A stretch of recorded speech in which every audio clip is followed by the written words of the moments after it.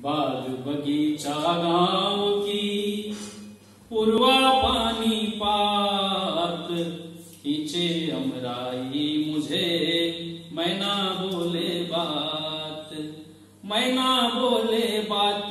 सुबह संध्या दोपहरी भरे हृदय में आस, सूरज की किरण सुनहरी। बरगद पीपल नीम घास की बिछी गलीचा, घर आंगन को घेर खड़े हैं बाग बगीचा।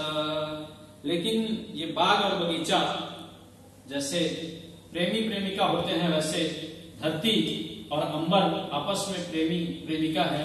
तो आकाश धरती से क्या बात कर रहा है, गजल आपके बीच में परोसने का प्रयास करता हूं कि जब वन बाग बिरवा कटा जही, जब वन बाग बिरवा कटा जही, तब तोर मोर माया हटा जही, तब तोर मोर माया बटा जही। दर्पण सही जे म देखाऊं मैं मुखड़ा, दर्पण सही, दर्पण सही जे म देखाऊं मैं मुखड़ा।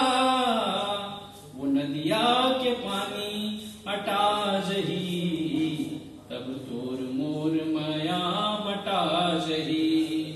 मोर मन के बाँचे नहीं कुछू रही, मोर मन के बाँचे नहीं कुछू रही।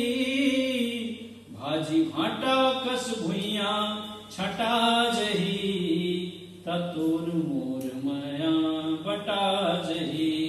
माया छाव नहीं रही, माया गाँव नहीं रही, हो माया छाव नहीं रही, माया गाँव नहीं रही।